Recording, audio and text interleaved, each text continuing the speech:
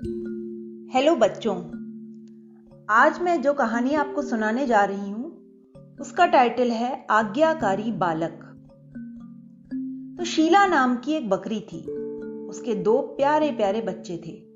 शीला उनका बड़ा ध्यान रखती थी, खूब दूध पिलाती थी, हरी हरी घास खिलाती थी। कुछ ही दिनों में दोनों बच्चे गोल मटोल मोटे ताजे हो गए। शीला ने उनके पैरों में घुंघरू बांध दिए थे। दोनों छम छम करके घर में इधर घूमते तो कभी उधर घूमते। जो भी उन बच्चों को देखता उसका जी खुश हो जाता। दोनों बड़े शिष्ट और आज्ञाकारी थे। जो भी उनके घर आता था उससे नमस्ते करते थे, सभी से विनम्रता पूर्वक बातें भी करते थे। एक दिन शीला के घर भालू दादा आए। वह पास के एक स्कूल के प्रधानाचार्य थे। जंगल के जानवरों के इतने बच्चे उनके स्कूल में आते थे कि वह खचाखच भरा रहता था। भालू दादा ने बकरी के बच्चों चिंटू और पिंटू को देखा।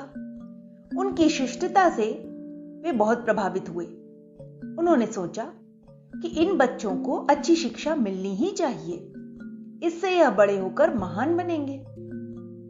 उन्होंने बकरी से कहा, दीदी, तुम इन बच्चों को स्कूल में दाखिल क्यों नहीं करा देती?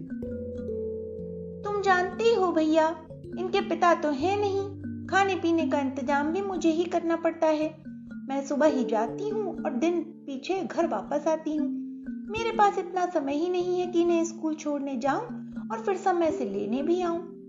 बकरी भालू दादा से कहने लगी। पर ये तुम्हारे बच्चे तो बड़े समझदार हैं, अकेले ही आ जा सकते हैं। भालू कहने लगा, भैया कालू भेड़िया बिना किसी बात के मुझसे दुश्मनी बांधे बैठा है। वह इन बच्चों को भी खाने की ताक में है। रूंधे हुए कंठ से बकरी बोली, अम्मा, हम कभी भेड़िए की बातों में नहीं आएंगे। घर से सीधे स्कूल और स्कूल से सीधे घर ही आएंगे। कृपया हमें स्कूल जाने की आज्ञा दे दो। चिंटू पिंटू दोनों एक साथ बोले। भालू दादा भी कहने लगे कि बच्चों को घर बैठाने से क्या लाभ, घर में तो ये बेकार के काम करते हैं। स्कूल जाकर पढ़ेंगे तो नई चीजें सीखेंगे, समय का सदुपयोग होगा, ये बहुत अच्छे बच्चे बनेंगे। भालू दादा ने यह भी कहा कि स्कूल की माई लोमड़ी बच्चों को ले जाया करेगी और घर छोड़ जाया करेगी। इस बात पर शीला बच्चों को पढ़ाने के लिए तैयार हो गई। दूसरे ही दिन वह उन्हें स्कूल में दाखिल करा आई। शीला ने बच्चों को अच्छी तरह समझा दिया था कि वे स्कूल से सीधे घर आएं, इसी प्रकार घर से सीधे स्कूल ही जाएं, इधर उधर कहीं न जाएं, रास्ते में कोई कुछ चीज दे तो कभी न ले, कोई कहीं चलने को कहे तो मना कर दें। उसने बच्चों को बताया कि कालू भेड़िया आदि बच्चों को मिठाई आदि देकर बहकाते हैं, फिर बहकाकर अपने घर ले जाते हैं, वहां वे उन्हें मारकर खा जाते हैं।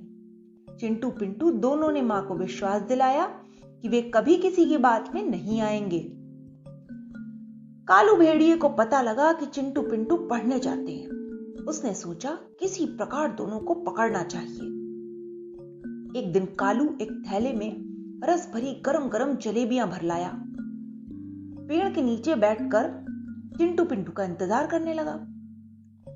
कुछ देर बाद उसने देखा कि दोनों बच्चे हाथ में बैग लटकाए लोमड़ी माई के साथ चले आ रहे हैं। कालू बढ़कर बोला, लो बच्चों, गरम गरम जलेबियां खाओ।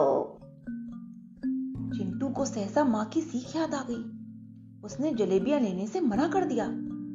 कालू ने बार बार कहा, थोड़ी सी चख लो, पर चिंटू बार बार मना करता रहा। हार कर कालू को वापस जाना पड़ा।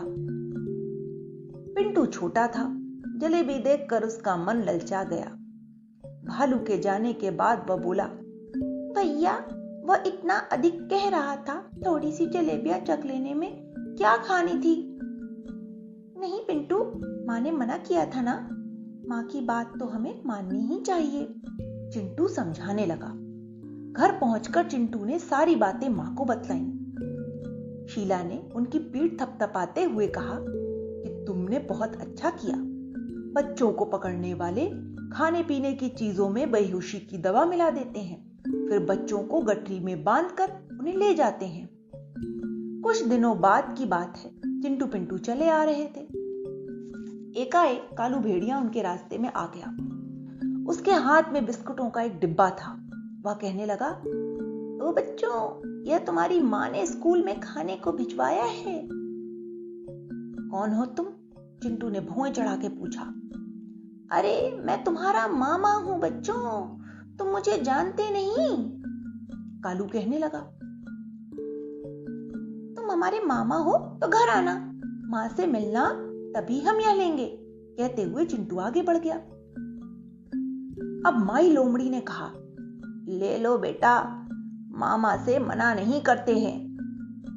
पर चिंटू पिंटू दोनों ने ही बिस्किट लेने से साफ मना कर दिया। वे स्कूल की ओर आगे बढ़ गए। बच्चों को फुसलाने की कालू की सारी कोशिशें बेकार हो गईं। अब तो पिंटू और चिंटू बड़े भी हो गए हैं।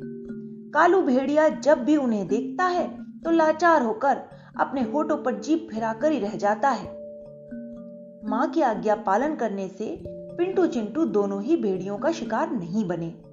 अब भी वे अपनी मां की हर बात को मानते हैं। यही कारण है कि वे गुणवान बन गए हैं और सभी उनकी बहुत ही प्रशंसा करते हैं। तो बच्चों, आज की हमारी इस कहानी से हमें यही शिक्षा मिलती है कि हमें सिर्फ अपने बड़ों की आज्ञा माननी चाहिए और बातों को याद रखना चाहिए। कभी भी घर से बाहर जाते वक्त किसी भी अनजान व्यक्ति से न बात करनी चाहिए और न उसकी दी हुई कोई चीज भी खानी चाहिए। ओके बच्चों, बाय।